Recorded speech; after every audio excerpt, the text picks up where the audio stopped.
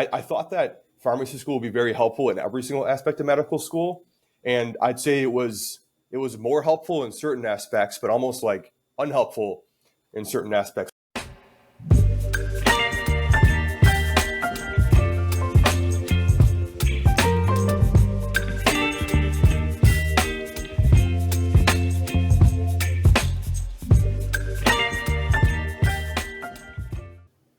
Welcome to the Physician Pharmacist podcast, a show designed to shed some light on a very unusual pathway into medicine. I'm your host, Nathan Gartland, and I'm a licensed pharmacist and fourth-year medical student. I'm also the author of PharmD to MD and the owner of the Physician Pharmacist Company. As this podcast has grown, we have had the tremendous opportunity to broaden our scope and explore other non-traditional pharmacy careers. The PharmD opens so many doors, and by listening in, you will have the opportunity to learn from experts in the field on how to start your own journey today. In today's episode, I have the pleasure of speaking with Dr. Philip Berce. Dr. Berce is a licensed pharmacist and current first-year dermatology resident at the Medical College of Wisconsin. Dr. Berce obtained his pharmacy doctorate from the University of Wisconsin-Madison School of Pharmacy from 2011 to 2015, after which he worked as a community pharmacist for 3 years. During this time, he balanced a full-time staffing position while applying to medical school and continued to moonlight throughout his education. He completed his medical doctorate from the Medical College of Wisconsin in 2022 and has since completed his first year of residency training as an intern. Alrighty, Dr. Berce, thank you so much for being on the show today. I'm super excited to have a really interesting discussion about your journey into pharmacy. So let's kick things off. How did you even get started with the profession of pharmacy? Mm-hmm.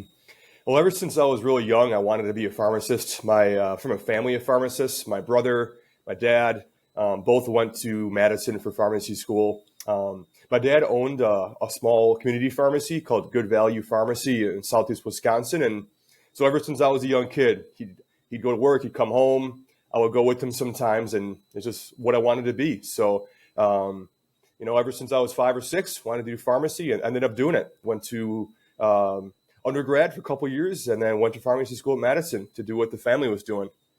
That's how I got into it.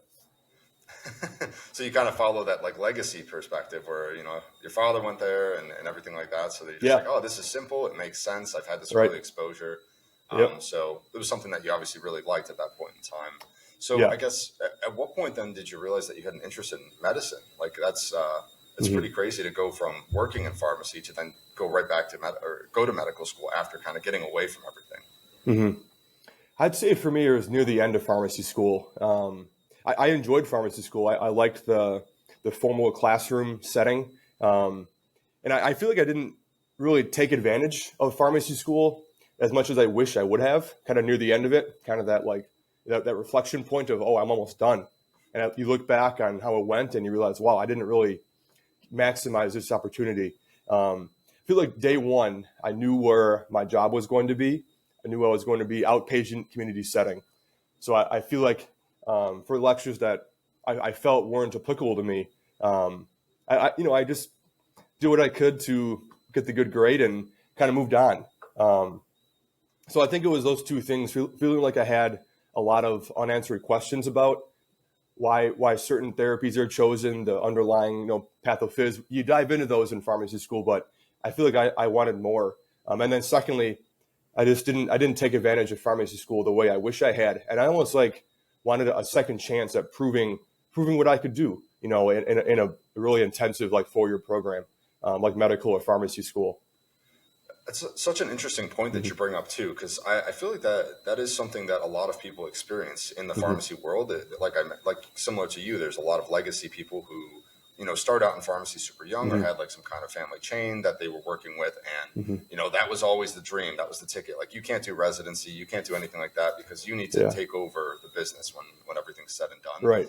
Yeah. And I think that's a common thing. And the way you brought that up, I think it's so interesting because the psychology behind it's well, then what's the point of me learning transplant medications or something along those lines? So you didn't really have the opportunity per se to kind of keep that open book. So, so then you went through pharmacy school, you kind of had your destiny designed for you to some degree. I guess then you started to take an interest in medicine throughout. I guess what point during that 3-year period of time that you were working after pharmacy school that you decided this is, I've had enough of pharmacy, I need to try something different? Hmm. Yeah, it was.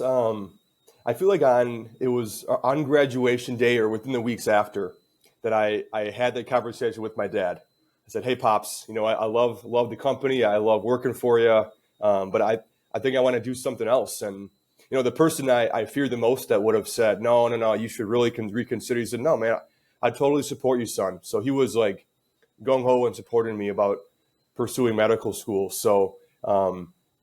I was naive and I threw together an application that summer and had everything put together. MCAT was like early July. Had um, so and it didn't go well. There was not nearly enough time to have a well thought out application. So I did not get in that first year.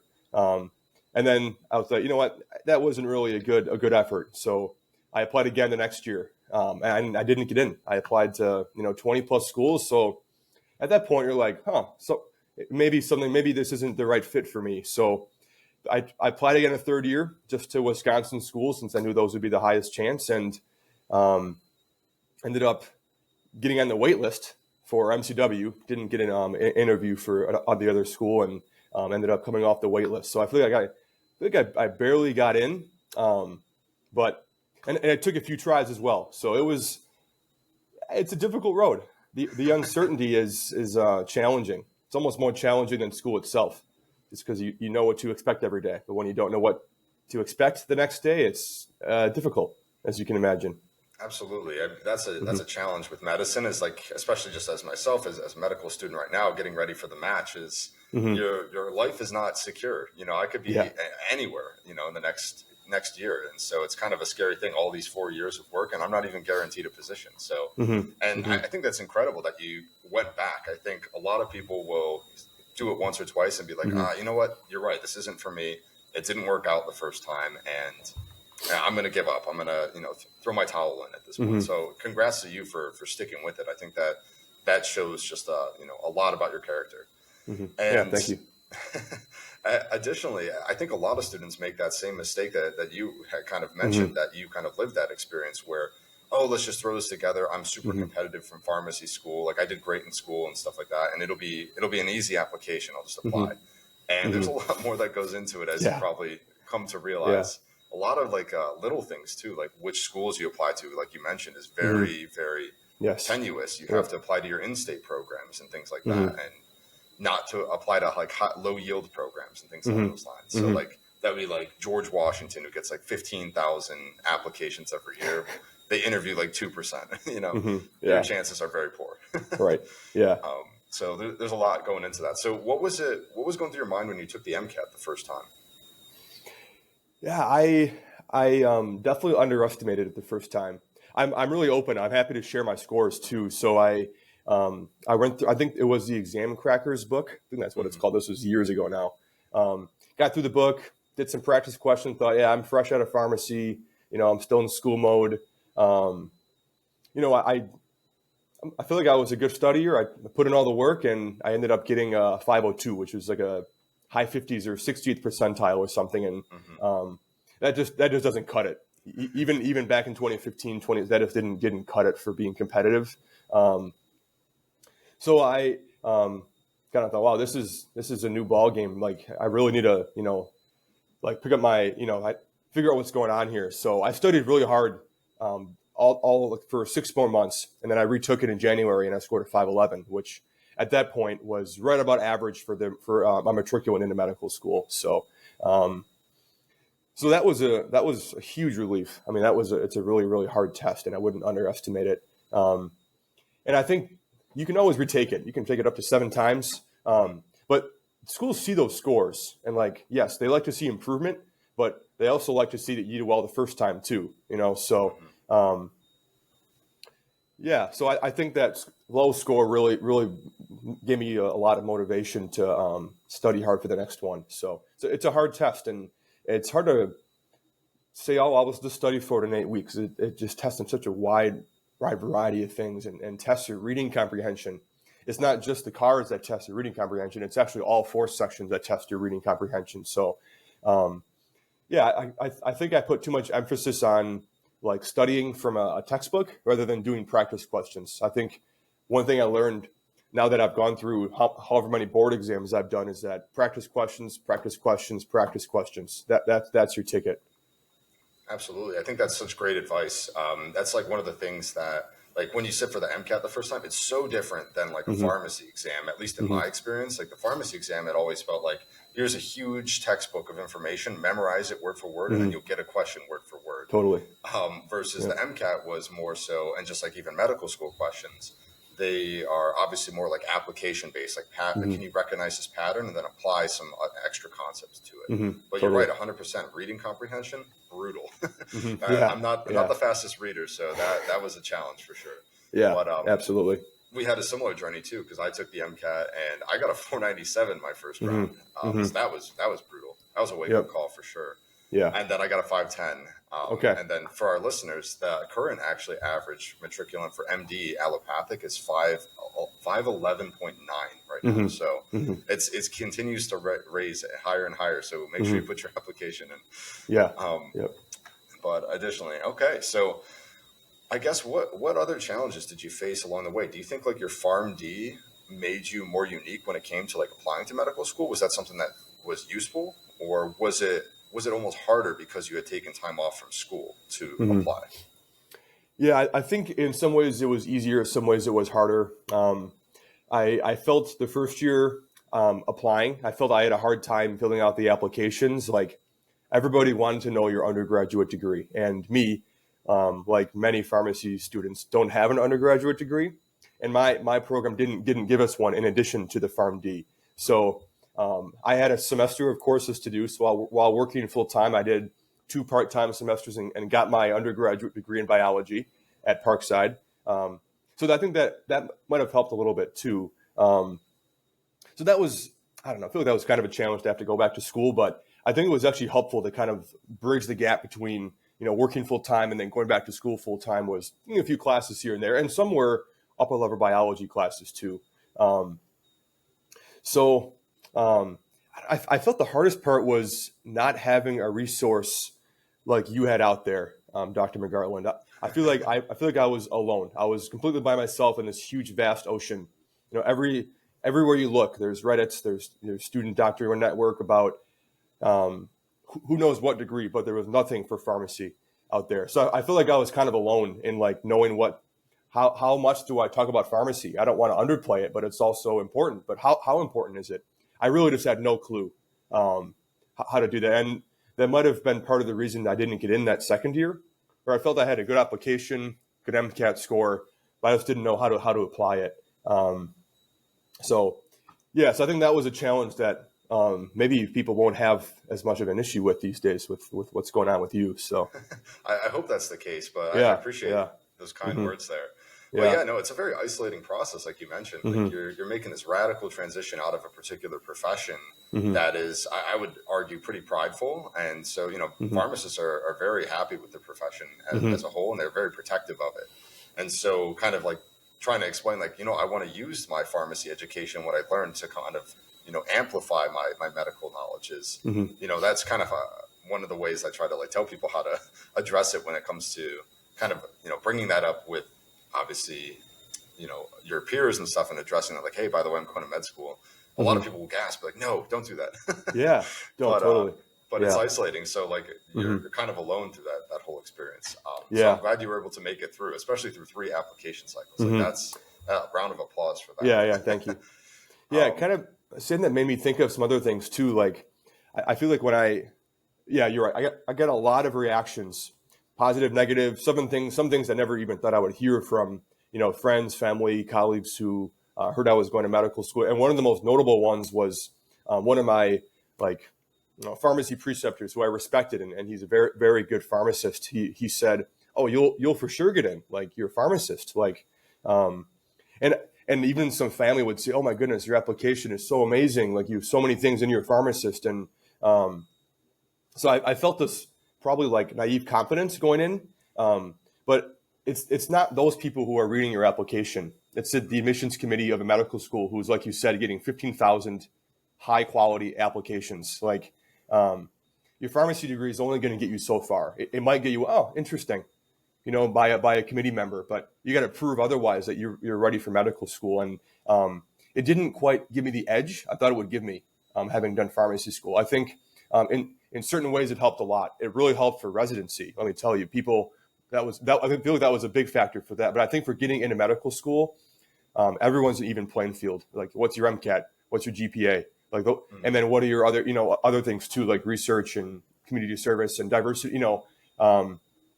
There's just so many factors that in no way is they're going to say, well, he's not qualified, but he went to pharmacy school, so let's bring. I don't think that happened. Of course, I'm speculating right now, but given that it took me 3 tries to get in, I think there's other facets I had to work on before getting in. Absolutely. It's almost as if you need like a minor in like marketing or something to like get into medical school these days. Like you really have to put your best foot forward, and it has to be like an advertisement almost, where like, this is who I am. Like, please look at my application. Please, please, please. Right. And so that's what kind of gets you, like the pharmacy, like you said, will get you through the door. Like, oh, that's interesting.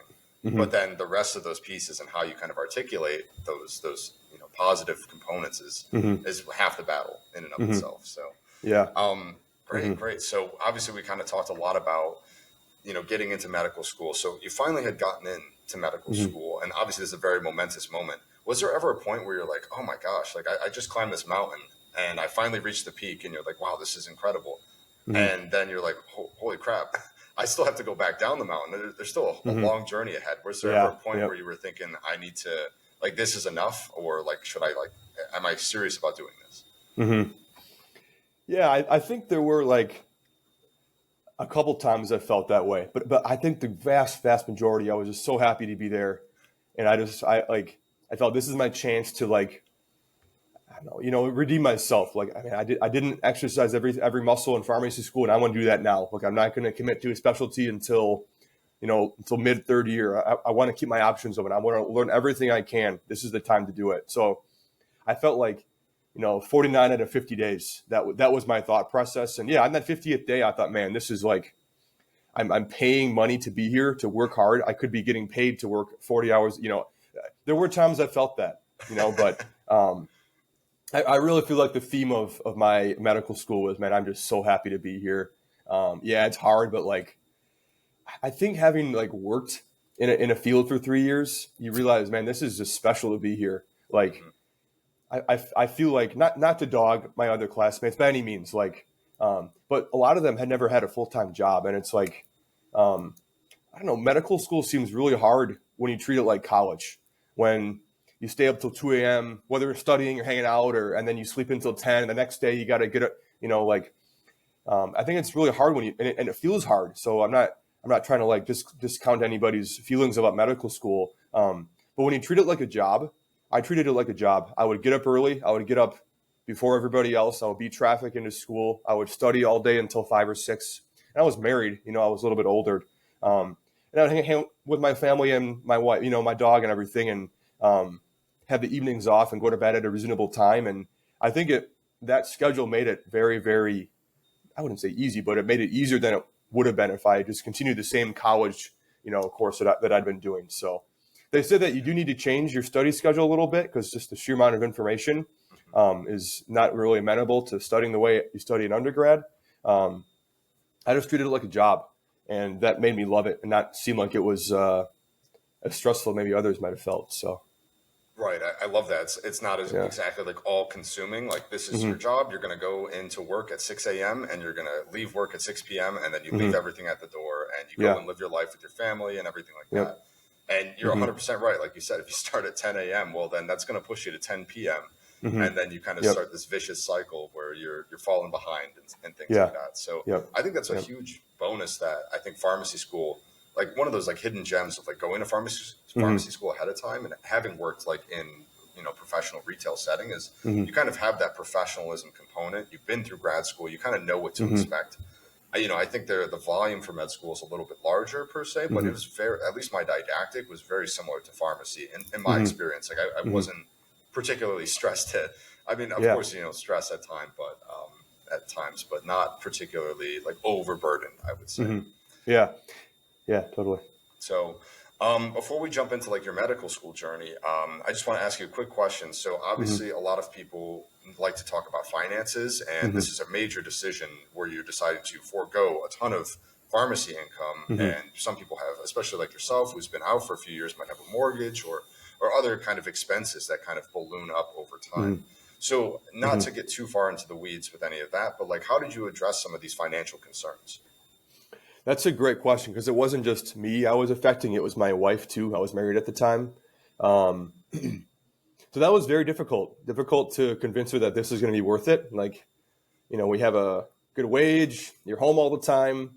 Now we're going to be making no money, and then you're going to be spending money, and you're going to be gone more. So that was a difficult to convince her that this is going to be a good thing. And now here we are, and we couldn't be happier. We got a little baby at home, so like things are great, but it was really really hard. I wouldn't underplay that. That it can be very difficult, especially if you're bringing someone along with you in that journey too. Um, I think as far as the finances go, like um, I was raised to be very frugal by my parents, so I think I had a knack for like oh yeah, someday I'll have a lot of money, so might as well just spend money today. I didn't really have that. I still don't have that mindset. I still think live within your means, and I think what really helped me though was working for 3 years before going to medical school. Sure, like medical school is very very expensive. I think you probably know the numbers, Nate, but 55,000 is probably like what you expect to pay per year, and that's not like that's just straight up how much you pay. Not like after taxes it's only 35. No, it's 55 a year you pay, no matter how much you make. So it's pretty crazy to think about those kind of numbers. But I think having worked for 3 years before that helped kind of bridge it a little bit. I paid for some of the earlier tuition, like, out of pocket earlier to not have to pay interest down the road on some of those, and we didn't even had enough to put a down payment on a house ours after my second year as well. So I feel like I can't give super great advice on this because I feel like I'm different than maybe the typical PharmD to MD applicant, where my wife was a working teacher as well. So like, she was making a full time salary. She had great insurance. So um, yeah, I mean, if you get into medical school right out of pharmacy school, that's great. Don't be like, no, I'll work a year and apply again. No, go to medical school. You got in. Don't mess around. But if you have the chance to work for a couple of years and make a little bit of money, get your feet wet in a career before you go back, I wouldn't recommend against that. And don't feel like, I didn't get in the first time or second time. No, you've made it. You've made a good living. You've hopefully got some savings, paid off some pharmacy loans. 100% you've gotten experience in the working world. And the crazy part is, even when you finish pharmacy school, you keep learning. It's crazy. I learned so much my first 2 years of being a pharmacist. It's incredible. The learning does not stop, and that's probably even more so the case in medicine too. I've learned way more in the last year of residency than like medical school. It's crazy how much you'll realize you get to learn.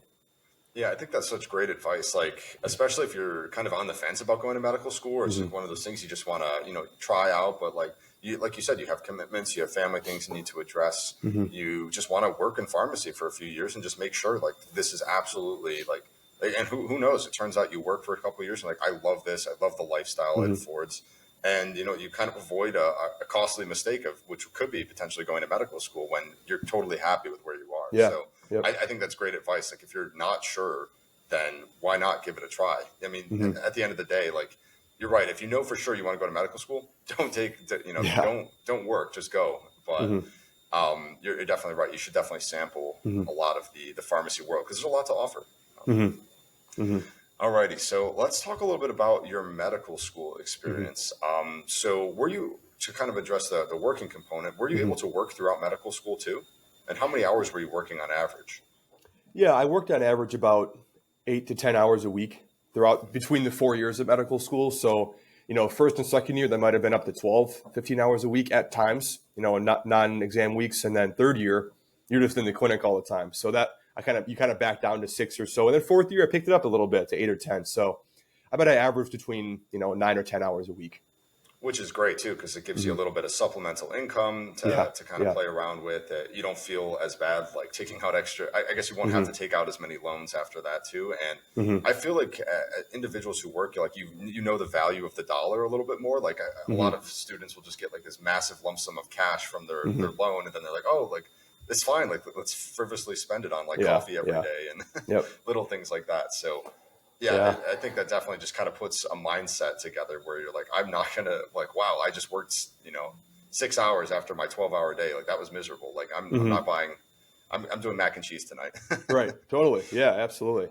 Yeah.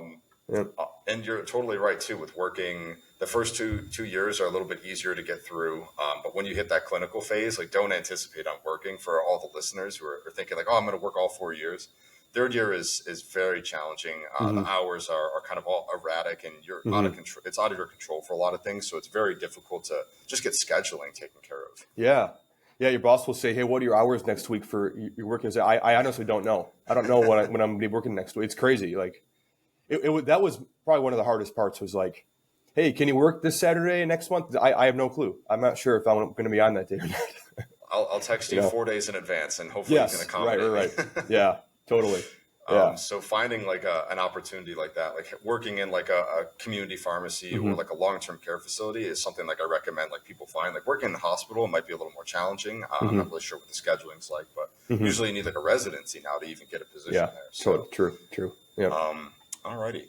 So obviously you worked throughout medical school. How you kind of said that like medical school wasn't too challenging for you because of the I guess like the professionalism component and like the treating it like a job. So I guess like to get your like more formal answer, like how was pharmacy school different from medical school, and which one I guess was like, easier or more difficult, would you say? Yeah, it's a great question. I've been asked it, and I haven't really like come up with a great answer. They were both hard though. Like pharmacy school, the sheer volume of content is I would say not even comparable. Medical school volume is just so much more. But the kicker is that nothing is complicated. You're given a stack of things to learn, and you just learn it. There's minimal calculations. There's nothing that's complex and needs you to lean back and really think about it. There's not a whole lot of that. Maybe like cardiac, pulmonary physiology is the next level above other things, but the things you learn in pharmacokinetics and things, it's way more complicated, which is why I felt in some ways pharmacy school was harder. Just like the quality was maybe a bit more difficult to learn. But just the volume of medical school, I had to study a lot more. And I had to like really refine my study techniques. And I don't think I was really expecting that. I think I was, in pharmacy, you're exposed to a ton of things in the medical world. But there's just so much out there that I could never imagine. I'm like, wow, that disease exists. That's crazy. All the time I'm doing that. It's wild. There's so many just miscellaneous like zebra diseases that you're like, oh wow, like this is wild. Like how did we find out this exists? I don't know. It blows my mind. But you're right. Like a lot of the pharmacy concepts we learn, especially like you said, pharmacokinetics, they're a little more like abstract thinking almost, where it's like kind of hard to conceptualize. Versus with medicine, it's like this is an arm. So like, what is the pathology of this arm? Something as simple as that. Versus like, a molecular target with a drug that's hitting, particular regions. So right. I agree with you. Yeah. I kind of more thoughts popping up too as we're talking. I thought that pharmacy school would be very helpful in every single aspect of medical school. And I'd say it was more helpful in certain aspects, but almost like unhelpful in certain aspects too. I think as pharmacists, we're presented with, all the exam findings, all the history kind of like done for us in a lot of ways, but we have the diagnosis, and we're the experts on treating that diagnosis. And, but you're lumped in with every other student who has no healthcare experience. And you're expected to learn the basic sciences of biochemistry and, protein structures. And you're thrown back into day one. And you're like, oh, give me the drugs, give me the diagnosis. But you have to wait. You have to wait for that.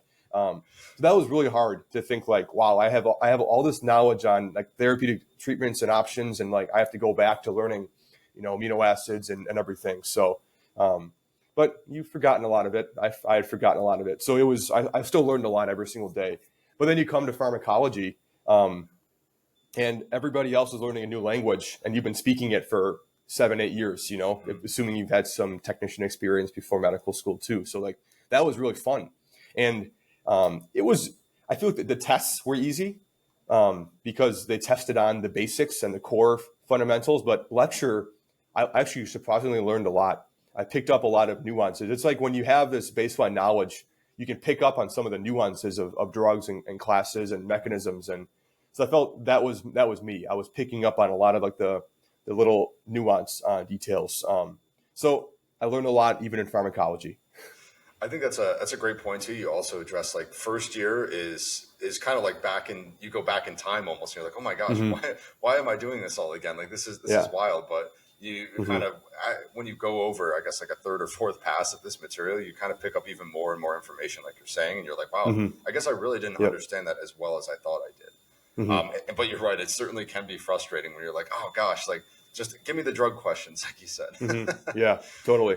Yep. All righty. So you obviously progressed through medical school. You were kind of working and plugging and chugging.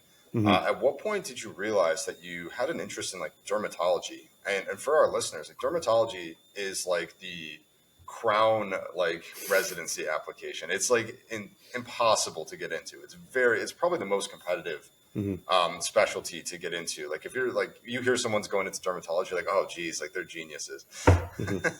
So well, I guess thank you. I appreciate that. Yeah, not to talk you up too much, but yeah. I feel like year to year, it kind of dukes out with plastic surgery and ENT as being the most competitive. I think knowing that made me like not really consider it early on. I think I had an interest in it. I feel like some of my like questions before going into medical school were like, we kind of have an arsenal of topical medicines to recommend over the counter as pharmacists, but I didn't really have a great idea of when to offer which one. How do you differentiate like an eczematous like plaque versus a tinea infection? I was like, I don't really know. They're both round and scaly. Like, how do I know whether? And the scary part was like, well, if I can just give hydrocortisone, but it can make the tinea infection worse. So those were among the many, many questions I had that kind of drew me to medical school. So I feel like I always had an interest in dermatology, even, first and second year. But I promised myself I would not decide until third year, just to make sure I maximize those first 2 years. And I really think that mindset helped. I did research in endocrinology, family medicine, a bunch of other things too. So, like most, I think the stats are like, if you took 100 medical students day one and all of them knew what they wanted to do, over half of them will change their mind. So I feel like I knew those stats and I thought I'm not going to commit to anything. So a lot of things made me not commit right away. So it was always kind of in the back of my head, like, oh yeah, good schedule. I actually think the skin is interesting. But I never thought I would be able to do it. I thought, wow, so that's for someone else who does really great. I kind of thought I was just going to be an average student, pick internal medicine, going to, nothing's wrong with internal medicine, just saying like a lot of people go into that. But I think as medical school went along, I felt like I was doing really well. I was like, oh, my test scores are doing really well, just in the basic sciences. And I found a lot of volunteer experiences that were unique. I think being a pharmacist allowed me to do a lot of things that other students couldn't do. I could volunteer as a pharmacist in free clinics. So when a lot of my peers were doing the volunteering in the free clinic as a history gatherer or a physical exam kind of clinician, I was the one in the pharmacy, like verifying meds, dispensing meds, doing teaching of my other colleagues in my class. So I felt that was a really unique experience. And I was in other, like city clinics, I could be the pharmacist for it too. So that was, I feel like I was continually being set apart by doing these unique experiences. And I really dove into a lot of research projects. I didn't do any New England Journal of Medicine. I didn't have any like really prestigious papers, but my threshold for getting into research was just so low. I was like, you know what? It's an opportunity. I'm going to do it. So I did a lot of random things, but it really like gave me a wide experience in research too. And I got to know a lot of people who knew a lot of people too. So that was really helpful. So I think a lot of these things I realized, I'm actually able to like stand out in all these different facets of like, my test scores are doing well. Cause I had this like 6 to 6, kind of study routine going where I worked really hard every single day. And I was doing a lot of research, and I was writing papers. Even first year, I was writing some papers and getting some publications, and then getting unique volunteer experiences. So I think I at some point I felt like, wow, maybe I am more like able to do some of these more competitive things. And I think at the same time, I was ruling things out because I realized how long they took. I thought, oh wow, it would be cool to be an oncologist. There's a lot of sweet medications in oncology, but I thought, oh well, that'll take me 6 years and potentially two moves. And like my wife was like, no, we're not going to move twice. Like we can consider moving once for residency, but not for. So I kind of narrowed things down to like things that didn't require a fellowship. So that's like emergency medicine, 4 years, anesthesia, ENT, dermatology. Those were kind of the four things. There's other things too, like physical medicine and psychology and neurology, but those were things I wasn't as interested in. So I kind of narrowed things down to those four. And then I took my first step exam and thought, wow, like I am competitive enough for. So that was when I narrowed things down to like derm and ENT. And then that was a hard decision. Those were a hard few weeks because I loved both of them. But I realized that I liked clinic more than surgery. So that was how I ended up on derm. So. Wow. Definitely a lot to unpack there. I think it's, I mean, just to kind of piece-wise it. So you obviously mentioned that, I love how you said that you didn't go into medicine like thinking like I want to do X, or like kind of like what you did with pharmacy school, where like you basically kept the book open. And I think that's like such a good idea to have, because I feel like you're right. There's a lot of people who start medical school and they say, I want to do this. I want to be orthopedic surgeons from day one. And they never look at anything else. And they get to the end of the road and they're like, well, I kind of wish I looked at other careers and other specialties, because I never gave it that opportunity. Not to say that they're unhappy with where they are, but it's just like one of those things, that curiosity component. So I think it's cool that you kind of left the book open to some degree. And then obviously the fellowship consideration, you're right. Like oncology would be a perfect, fit for someone with a pharmacy background, because there's so many medications involved with that. It kind of, it's almost like a perfect blend of. But again, the fellowship consideration, the duration, those are major factors that I think kind of come to light as you progress through medical school. And you're like, wow, I'm a little more tired now. I don't know if I can do 6 more years. Yeah, especially those who went to pharmacy school. Like that means you're already a couple years behind. Not that you're like, like you're just. I should say your age is older than the average for your school. I can almost guarantee it if you've gone to pharmacy school. I know I was 4 years older than 4 to 5 years older than the rest of my classmates. So absolutely. And additionally too, though, like I guess another positive component about the pharmacy background is that you probably were a lot more familiar with maybe the research side of things. Not to say that applicants, like traditional applicants, don't have research exposure, but you're working. I guess you're working in the clinic, in the hospitals, doing like some like high end, like I guess like clinical research, and so that probably like kind of gave you maybe somewhat of a head start when it came to like jumping on research early on in medical school. You said you were doing stuff in your first year. Is that right? Yeah, I was. Yeah. So yeah, it certainly helped. Even if you still had to stay up all night writing papers and manuscripts, like I think like it's a soft skill. It's like the mindset of being a pharmacist and having worked full time and having just been in a hospital as a professional. Just it helps in every single way. And in some ways it's very, very clear. Like, yes, on your board scores, you're going to score very, very high in your pharmacology. Like some ways it's objective, some ways it's hard to explain. Like just having the mindset of a pharmacist just helps in like so many facets that like someone outside of that field maybe won't understand. Absolutely. And on average, how many research projects does like a dermatology applicant have in general? Like, were you kind of close to that range, or were you, just hoping, I guess, like, I'm assuming you were probably pretty close or above. Yeah, I think I was close to maybe even a little bit above average, even for a dermatology applicant. I think these I'm pretty sure you could be able to find these stats on the NRMP .com like data set. So you can find the average number of research kind of whatever research qualities or research points that applicants have.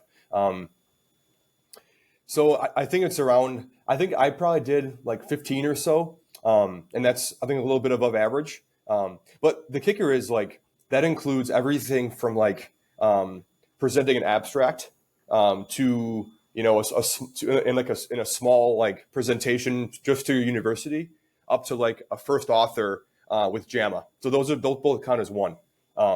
So the number is a little bit deceptive, because if I did 15 little abstracts, presentations just locally, and then someone has a JAMA dermatology first author manuscript with someone who's well known in the field, what's better, 1 or 15? I think you know the answer. So I think quality is very important too, especially later on. I wouldn't care as much about quality early on. Just dive into anything you can early on. But I think like for dermatology, it's good to get one dermatology like manuscript, or any field you're going into that's competitive. Get one in that field, and if it can be in JAMA, great. If not, it's not a huge deal. But like quality is very important too. So I wouldn't chase a number, because that's going to be evident on your residency application. Like they're going to say, oh, he's doing they want to see like consistency and quality. So like a project I got into, which it was addressing topical corticosteroid phobia amongst adults, parents of kids with eczema, or atopic dermatitis is the medical name. So I was able to, as a pharmacist, I was able to like create lecture slides on topical corticosteroids, mechanisms, side effects, how to choose which one. And then I was able to give the lecture. And then before the people heard it, I would give out a survey, kind of like getting a feel for what the people knew about topical corticosteroids. And then after the lecture, I gave them the same survey, and then they answered some questions, and then kind of gave and I was noting if there were differences in how like the providers or residents like felt about steroids, if they were safe or not safe, and then if they answered questions correctly versus incorrectly before versus after. So because I was a pharmacist, I was able to say, hey, I've got experience in like dispensing these and learning about these. So like you can, where I don't think another student with the biology degree could have given that lecture and like expected people to have changed their answers before and after. So that was the project I worked on, and that was probably my biggest dermatology project. That was during third year, that helped me get into dermatology residency. So I think one last thing here. So I think it's really important that everything you do is about making connections with dermatologists or whoever's in your field.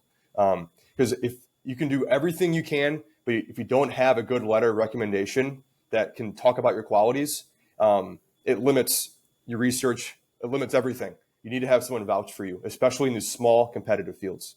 Derm is just one of a few of those. So, absolutely. I mean, it's kind of the life rule. It's about who you know, and like kind of building and facilitating those connections early on in medical school is so important. So finding one of those mentors that you really just vibe well with, who's in that particular field that you're interested in. I mean, that will help you way more than maybe like squeezing in an extra random research project here and there. Totally. For sure. Totally agree. So I just had a few more questions. We're kind of getting towards the end of the interview here, but I actually did pull up the MRN. It's funny that you mentioned that. The like match data as well. And I just had a quick question. I was curious. So I'm looking at the MD seniors match summary, and for dermatology, it says there's only 13 programs, 29 positions. Oh, is that that's statistical?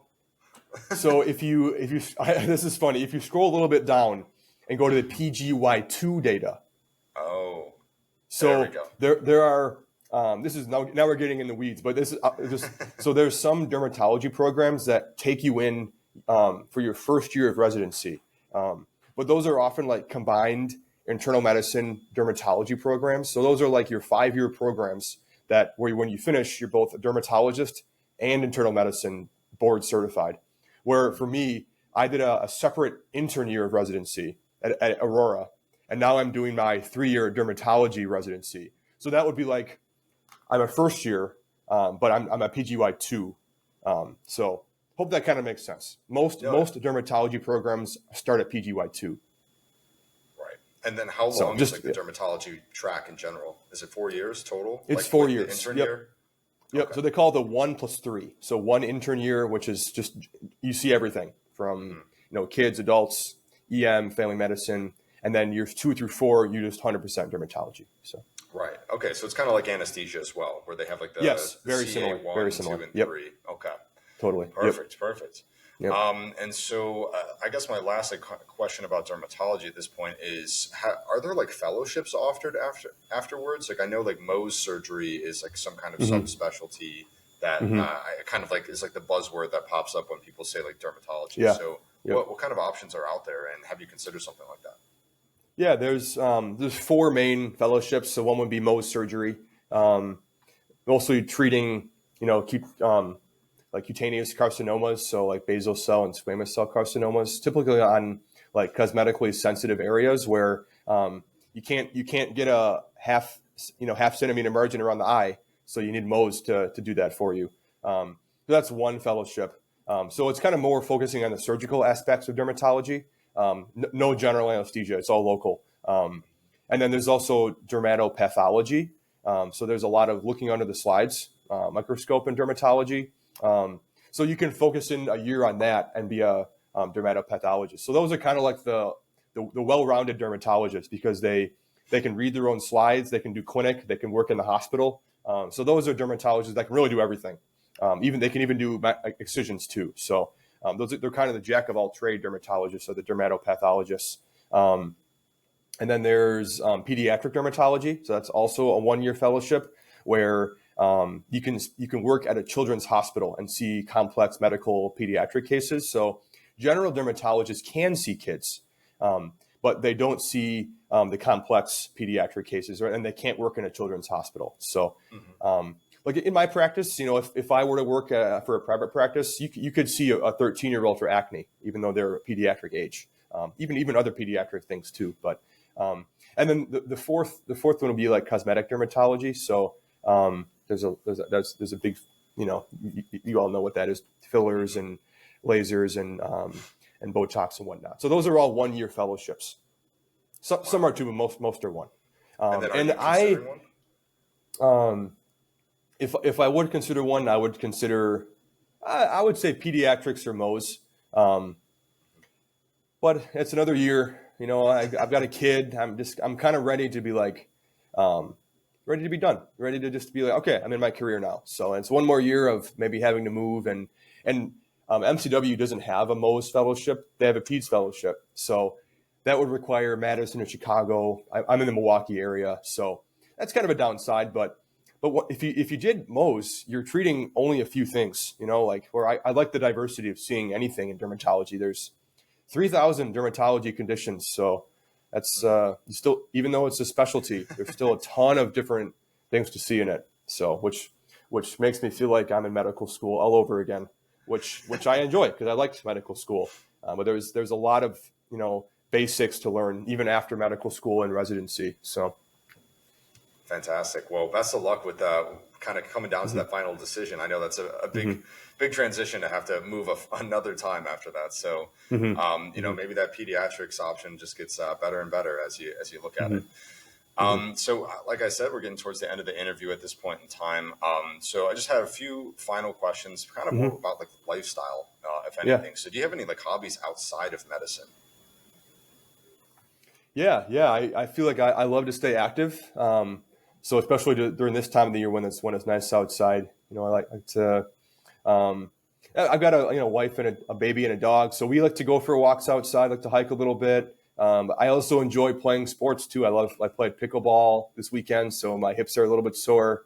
I like ping pong and tennis. I love to play some paddle sports and whatnot. And I love board games too. Like as a kid growing up, you play the classics, and then as you grow up, they come out with better games like Settlers of Catan, stuff like that. Okay. I'm a sucker for a good board game, even card games like Cribbage or Sheep's Edge, stuff like that. So Nice, nice. Yeah, and also keep in mind that you're a resident too, so like that's not a lot of time for hobbies per se, but yeah, totally. You pick the ones that are like the most important and you stick with them. Yeah, yeah.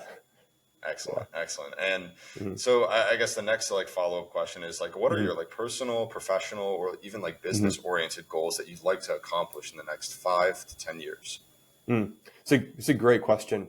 Um, it just changes so much. Like depending on your life phase, like if you asked me that 5 years ago, I would like, I would have had a totally different answer than I have today. You know, like, I don't know, like, I think at that point, I really wanted to be like a big name in research, and be like, just be the top. But I think like my goals are different now. I think I'm a little bit more family oriented.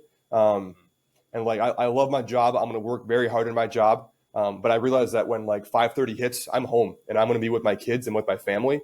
And so like, I think my goals would be like to have, either like my own practice in dermatology, or work for like, a multi-specialty group like Aurora, for example, where I can have connections with rheumatologists and plastic surgeons, you know, right in the group already.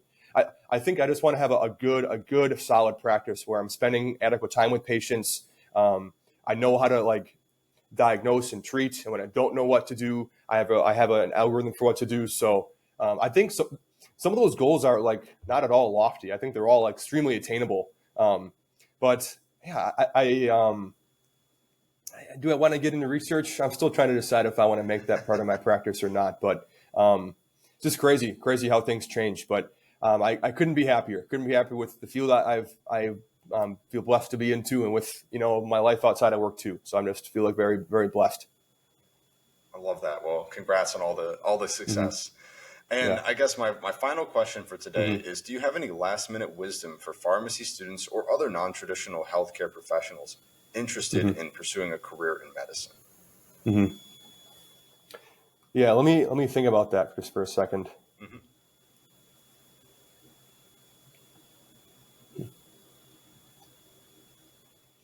Yeah, I would say just go for it. You know, don't, if you have the inkling that you want to do it, you should go for it. And the worst that'll happen is that you won't get in, and you can be a pharmacist, which is an amazing job. There's so many amazing things about being a pharmacist. People respect you. You have this knowledge base that no one else has. You have this, even though like, you know, doctors they use medicines they prescribe. You have this view of medicines that no one else has. So that you are a unique like healthcare provider.